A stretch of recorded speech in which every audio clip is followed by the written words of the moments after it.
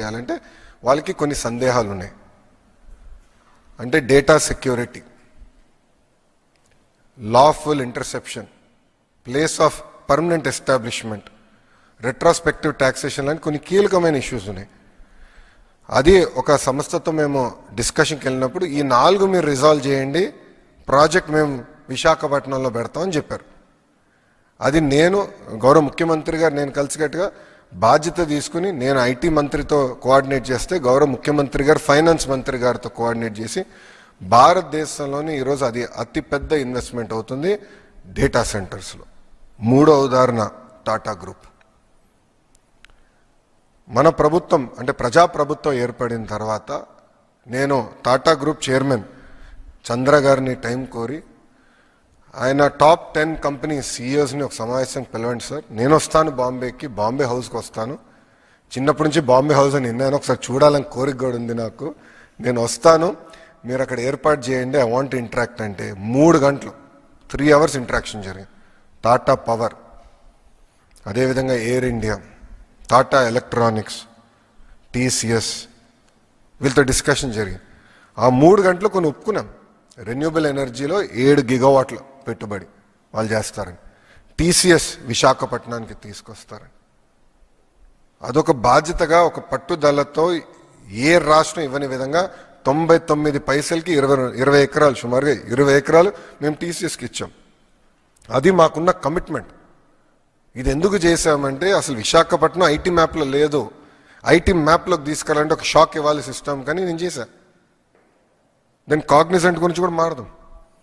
నేను డావోస్కి వెళ్ళినప్పుడు డావోస్లో కాగ్నిజెంట్ సీఈఓని కలిసా. వాళ్ళ బూత్కి గౌరవ ముఖ్యమంత్రి గారు నేను వెళ్ళి అక్కడ మాడుతుంటే నాకు కంపెనీ కొంచెం సందేహం ఉంది వీళ్ళు అని. అప్పుడు వాళ్ళ సీఈఓని నేను పక్క తీసుకెళ్ళి ఒకటే చెప్పా, మీరు వైజాగ్ రండి, మీకు భూమి 99 పైసలు నేను ఇస్తానని.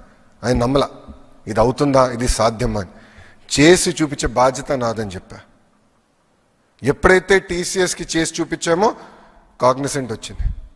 ఎస్, వీళ్ళు ఇచ్చిన మాట మీద నిలబడుతున్నారని వాళ్ళు వస్తాం జరిగింది. ఈరోజు కూటమి ప్రభుత్వ లక్ష్యం ఒకటే, 20 లక్షల ఉద్యోగాలు మేము కల్పించాలని.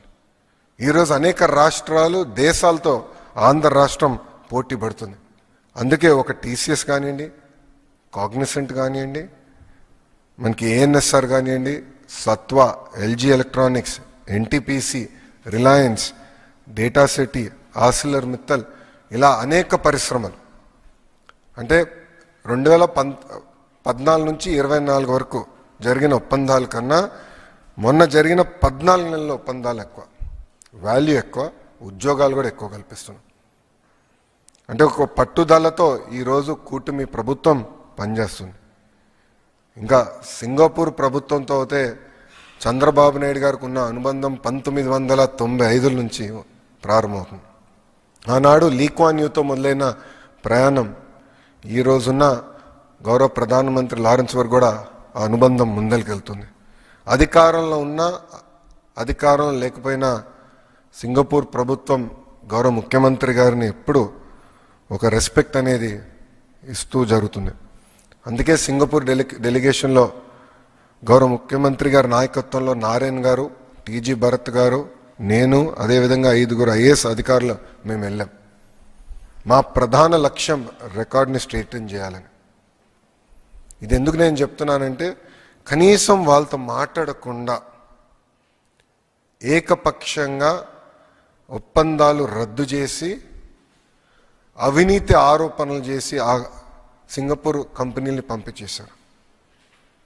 ట్రాన్స్పరెన్సీలో సింగపూర్ దేశం టాప్ 5 కంట్రీస్లో ఉంటుందండి.